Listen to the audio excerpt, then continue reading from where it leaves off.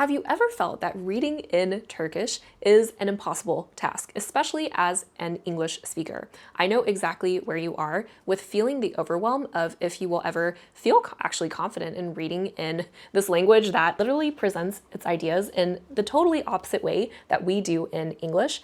I was very overwhelmed, and I'm not kidding. I stayed in the intermediate plateau for about 5 years with Turkish. Flash forward 5 years later, and I am here to make the video that will help you read more confidently. Now, in order to make this video, I kind of went a little bit crazy, and I dedicated 3 months of my life to just up and move myself to Istanbul to immerse and take a in-person class in Turkish.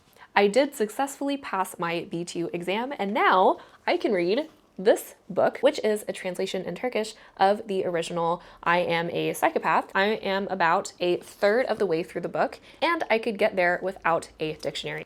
And what I'm about to tell you in this video is a video that I wish I had when I was stuck in Turkish years ago. So the very first thing to note is, of course, Turkish is an agglutinative language. I believe I am pronouncing that right. And according to Wikipedia, this is a type of language that primarily forms words by stringing together word parts, each typically representing a single grammatical meaning. And again, it's also due to this fact that every idea in Turkish is expressed backwards from its English translation. We will start with A1, A2, B1, and B2 texts in this video, read them together, and I will share with you the main tricks that helped me get over those linguistic reading barriers. So even before going into the A1 text, I want to show you, even from the very basic principles of Turkish, how the structure or grammar structure really is, and how you can see the agglutinative of the agglutinative language is already in play, even at the most basic of levels. If you want to add any sort of possessives, this is where the agglutination comes in. I still hope I'm saying that right.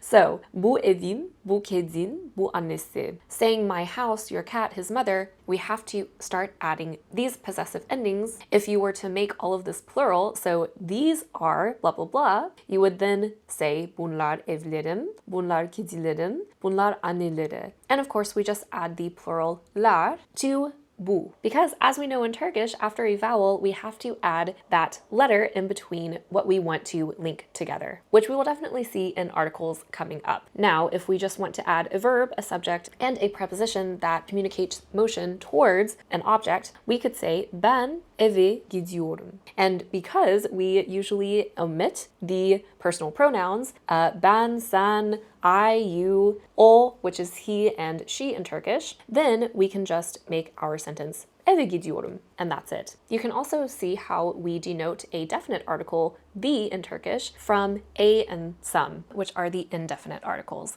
So ev görüyorum, evi görüyorum. And if you wanted to add some sort of time expression in between, usually that comes right for the verb at the end. İşime zamanında geldim. Okay, now we're going to start reading just the textbook here of our A1 Istanbul book. And here I always found, again, the reading to be very understandable and logical in Turkish, even though it is backwards, just because there are so few elements that we don't have to worry about the details just yet. From one culture to another, kültürden kültüre. And let's read the first paragraph together. Aileler, Japonya'da genellikle küçük aileler bulunuyor. Onların bir veya iki çocukları var. Benim kız ve erkek arkadaşım yok. Birçok çiftin çocukları yok. So again, we're seeing the verbs coming at the end. We're also seeing some ownership. So adding that really tiny to çocukları whenever we are expressing ownership of whatever they have, right? So onların çocukları. You can also see it over here. Onun bir kardeşi var, right? So she has a brother. Mehmet'in 4 kardeşi var. He has 4 siblings. If we keep on going down, benim 2 kız kardeşim var. Biz 3 kardeşiz. Bizim büyük bir ailemiz var. Amerika'da birçok ailenin 1 ya da 2 çocuğu var. Again, there's nothing particularly intimidating to see here. Now, let's keep on going to A2. What do you say? So here we go. In A2, which I will pull up the A2 Istanbul book, see where it is. Okay, So I find in A2 Turkish, again, there's not too many problems because these sentences are relatively short. Of course, we have a bigger paragraph, but again, nothing too complicated. So alışkanlıklarımız ve hobilerimiz. Her insanın iyi, kötü alışkanlıkları vardır. Alışkanlıkları bırakmak veya değiştirmek kolay değildir. Sigara kötü bir alışkanlıktır. İnsanlar sigaraya alışır ve daha sonra sigarayı bırakmak onlar için çok zor olur. We can see that we have expanded our vocabulary and the sentences are slightly longer, introduced different verb forms. Dır, which is usually, and you'll see this across all of the levels, not just at an A2, so it's really important, putting this after stated facts, right? We can also see we didn't say the normal verb form that we saw in A1. So the verb is alışmak, to get used to, but the present form, alışıyor,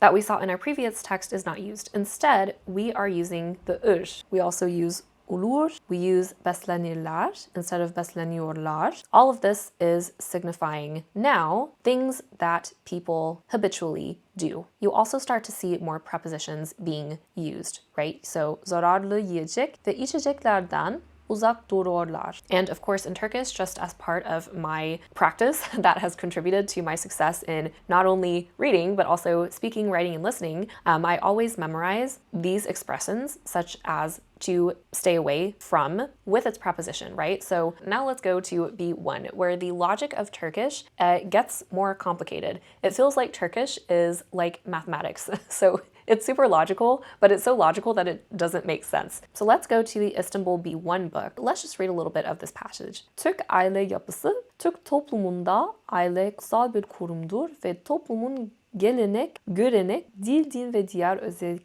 özelliklerini yansıtır. Aile toplumun en küçük temel birimi, yapı taşıdır. And then down here they speak more about the difference between çekirdek aile, geniş aile. We're still seeing the facts stated here, which we see a lot in our readings. And here we see probably one of the very first sentences where the idea is expressed backwards. So if we look at, at all of the sentence here, ana, baba ve evlenmemiş çocuklardan oluşan aileye çekirdek aile diyoruz. Okay, so of course we have the verb at the end. So I literally at this level started to write boxes around certain parts of phrase that made up a whole idea. So basically in this sentence, I would identify what sounds the most like an A2 sentence, basically, and then we just leave the rest out. So aileye çekirdek aile diyoruz. That would probably be the most basic part of the sentence, right? We already have the unspoken personal pronoun, we, which we can infer from how the verb is conjugated here, diyoruz, and then we have an indirect object that then receives the action of what we want to say, right? Who do we want to say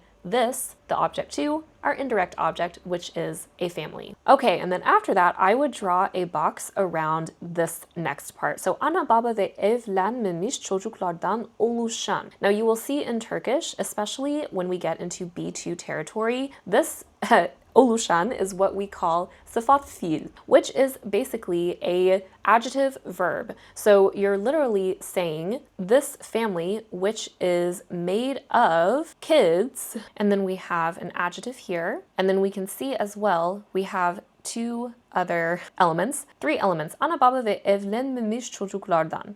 Of course, with this adjective, non-married children, right in front of the çocuklar. Sentences just keep on getting longer from here. So I really suggest drawing your very first box around your A2 sentence. Just the subject if there is one. If there's not, then just keep on going from the base verb at the end and including any more of the essential elements so that it just forms a complete simple sentence. And then we can start adding in and mentally noting, working backwards, what the rest of this actually means, right? Now, yes, this drawing boxes, especially if you have a paragraph like this, it may take a little bit of time for you to get through it. Please take your time because this does require a lot of patience, but your brain will thank you after it can essentially think backwards, okay? So let's go to another article down here, just so you can see an idea of what an approximate B1 level article looks like. Now, of course, you're going to get more introduced at the B1 level to the sıfat fiiller that I talked about in the other article with oluşan, and also you're just going to learn,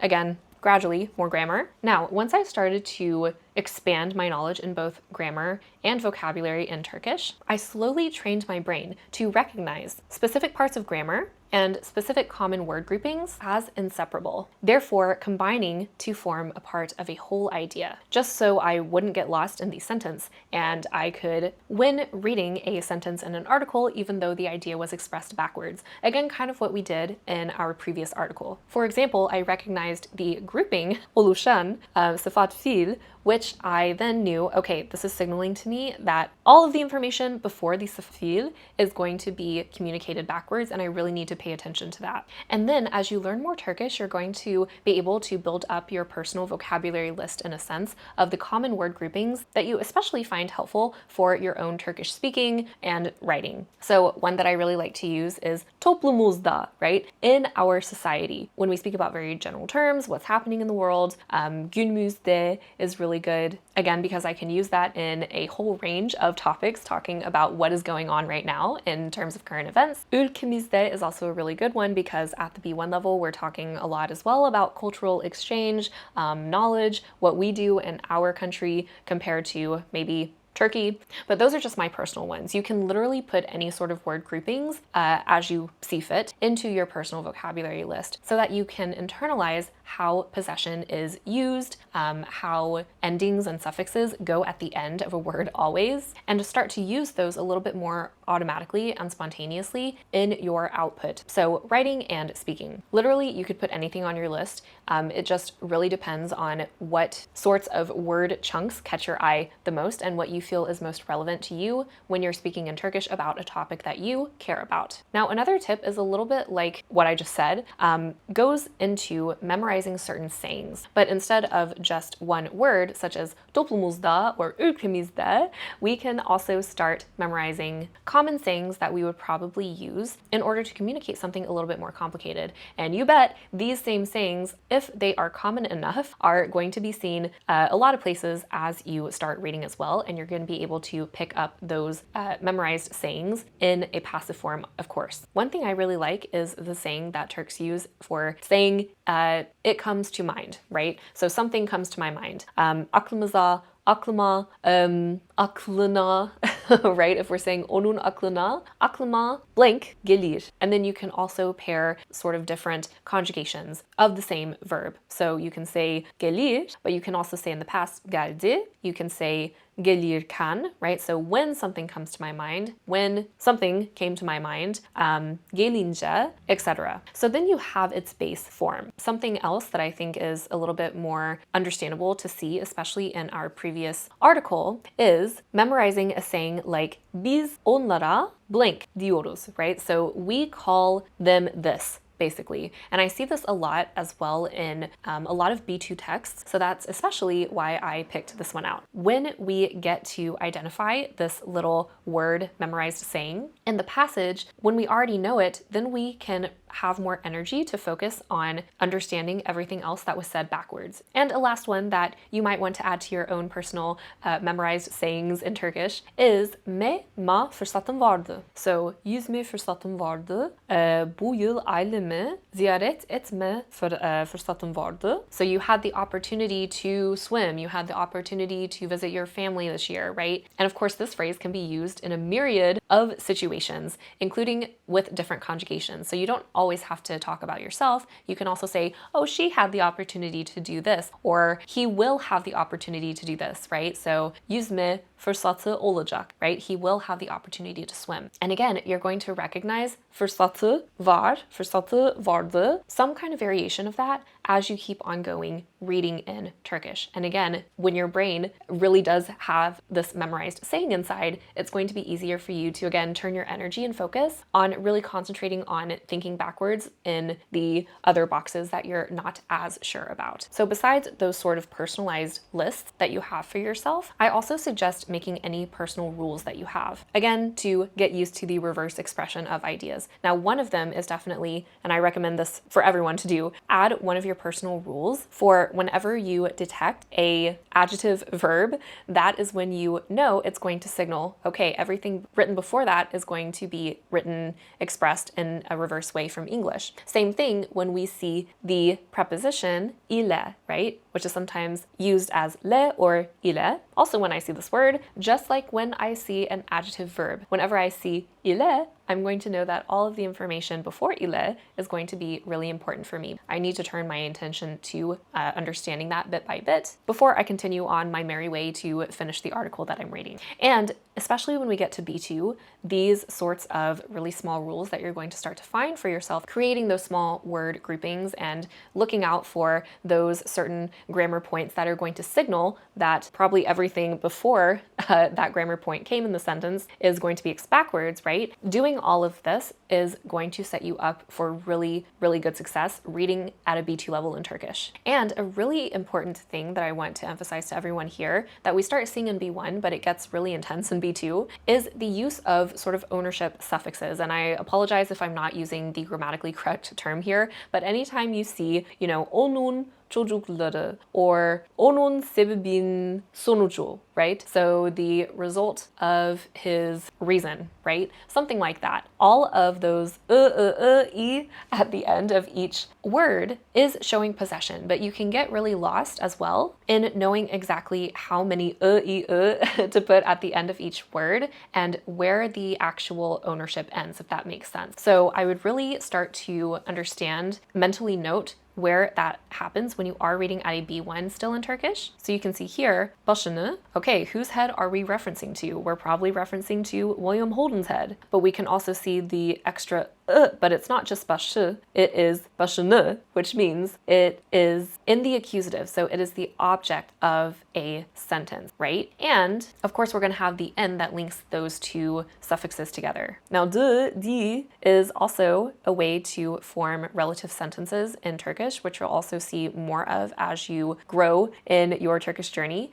but you will see we do have to add the ownership suffixes here as well. So we can't just say emeklin tek başına, we have to say emeklinin because due to the fact that this is a whole grammar concept, which I won't go into, but again, you will definitely run across it whenever you are studying really at a B1. We have to put the extra in just to show that it is part of this verb here, and everything in between it is extra information. And it's very easy to forget how many suffixes you actually need to add, which they call ekler in Turkish. So just be careful of those. Start to identify where they are, mentally note where they are as you read a B1 text. And I also recommend that after this video, you watch my video on 11 things I wish I knew about Turkish before learning it, because I do talk about how writing really helped me get the use of suffixes down so I don't accidentally forget one when I'm speaking or writing, and I always know what these suffixes are referencing to in terms of possession when I'm either reading or listening. Okay, so overall observations of B1. We are building new parts of grammar in. We're starting to understand different contexts around how grammar is used. We are more exposed to the use of suffixes, can't necessarily produce them well yet. And we have a widened vocab. All right, let's go to B2. Okay, and also at this level, this is the level that I could not get to by myself. No shame in admitting that, but B2 just has a lot going on with it. Okay, so we have our article here at a B2 about different inventors. So before we read this text, I always recommend at this level, keep growing your vocab as usual, keep growing your grammar knowledge. Again, you're going to find that as you go up in Turkish, there are lots of words in Turkish that exist for expressing just like one word in English. So do be careful about that, especially if they are from a Farsi root or an Arabic root. Keep understanding especially the multiple contexts around how grammar is used. This is what also really held me back in Turkish, was not understanding that the context around grammar is a lot wider than what I have encountered in other languages. Yes, every language depends on context. Context is really important, but I find that Turkish grammar is so much more flexible, and there are so many more meanings about what can be said using different grammar structures compared to other languages that it's just really something to look out for. For example, there are so many ways to even just say when I was, right? So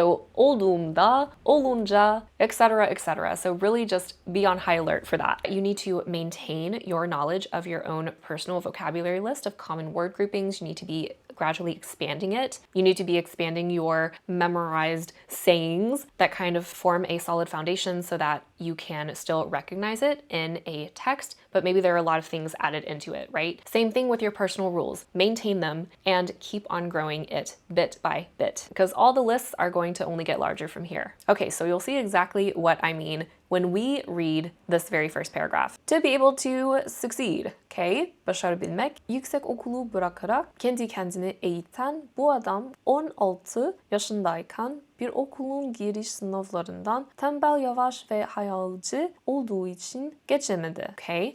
You can see this is probably the longest sentence we've encountered today in this video. But again, think about all of the parts that we are seeing. At this point, we're already recognizing where that sifat fiil is, right? So educated, right? Who is doing the educating? This man, okay?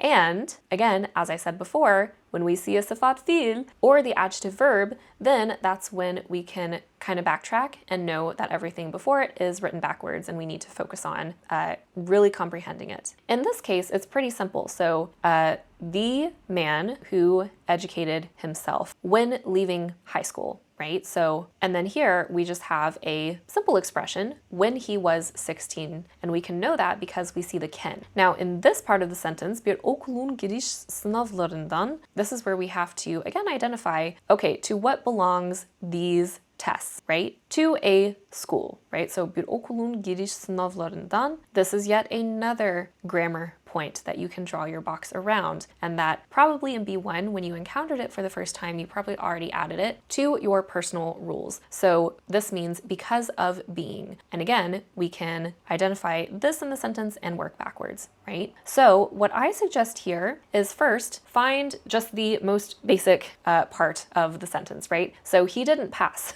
geçemedi, right? Then we can start drawing boxes. Because he was this, this, and this, I would draw a box around that. I would draw a box only around 16 yaşındayken, because that's again just a part of the information. And I would draw a box around this. I would draw a box around this. Again, arak is a grammar concept probably learned around A1 or A2. So we have a whole part of an idea here, and then another whole part of an idea here. And then you can start to piece together, what do all of these individual parts mean by themselves, and how does it make sense now in expressing the whole idea of the sentence, basically. So you can also use the help of commas. Commas, I still haven't mastered commas and how to properly use them in Turkish, honestly, but intuitively it makes sense to me reading that the subject of the verb that comes right at the very end is being talked about here, after adding a lot of info in between. And as we go on, birçok konuda istenen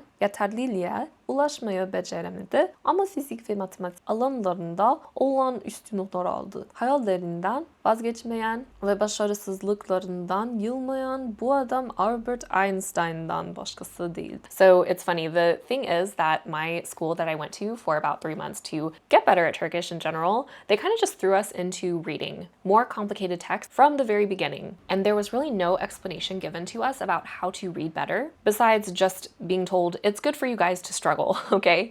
And struggle we did, but in a good way. And they also let us look up any word that we didn't know in a dictionary on our phones. That's pretty much all the help that we got. And usually how this book was written, we got to read a lot of complicated texts. In fact, we didn't purposely understand all of it because the would just introduce new grammar points, new words, vocabulary we have never heard before, introduce it in context first in a text, and then after we talked through the text, discussed the text, then after that, we could move to actually analyzing the grammar points that we didn't exactly understand, but that we could intuitively figure out based on the context, just from being exposed to Turkish long enough. So general things to note at B2. So I know I mentioned this before in B1, but really get used to the sıfat fiiller, okay? And their use, also the active and passive use. You can already see in our text here, they already used a passive adjective verb sıfat fiil. So birçok konuda istenen, right? So what was wanted, something like that, right? Or the desired, wanted capability, right, is what that means. But Turkish at B2 loves to throw those kinds of things at you. Get used to also drilling can and edilgen, both passive and active verbs as well in all of their tenses. So past, present, future, whatever. You can also see a passive verb, he took notes. But the passive way to say that would be notlar alındı, right? So notes were taken. Really important to realize those. Also, understanding how ettirgen verbs work. And those are basically when you have a subject and they are making someone else do something for them. So if I were to say, ben çocuğuma tehlikeli evden uzaklaştırıyorum, then I would be saying, I am the one actively making someone else stay away from the danger. They aren't deciding that for themselves and staying away from the danger, right? So get used to seeing those and get used to seeing edilgen and ettirgen verbs combined, as you see in our article here. So uzaklaştırıldı, right? Uzaklaştırdı is just the ettirgen fiil verb. Even I'm getting mixed up at this point. And then we also see the ıldı, which is a telltale sign that this is passive. So he was made to hold his distance from school, right? And then you can also see, as I said before, any sort of use ile, all of this is another signal to really focus on the words here that are written backwards, that are communicating half of an idea, that are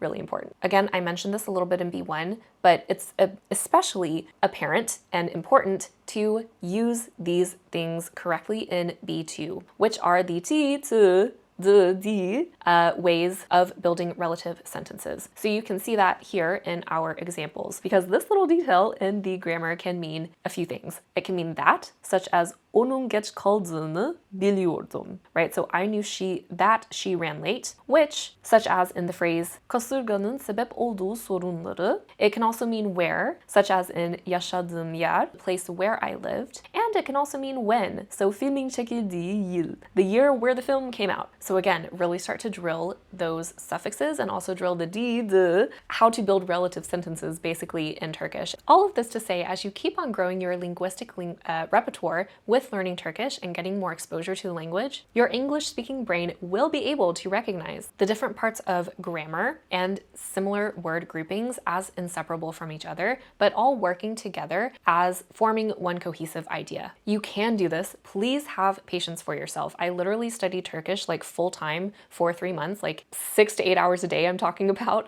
in order to be able to reach this level of between B2 and C1. I know I covered a lot here, but if you need me to cover more, please write down in the comments what you are still having trouble with. I will try to help, even though I am definitely still as much of a student of Turkish as you are. Please subscribe if you do like this kind of content and other language-related content, not just only for Turkish, and we'll see each other in another video soon. Bye guys!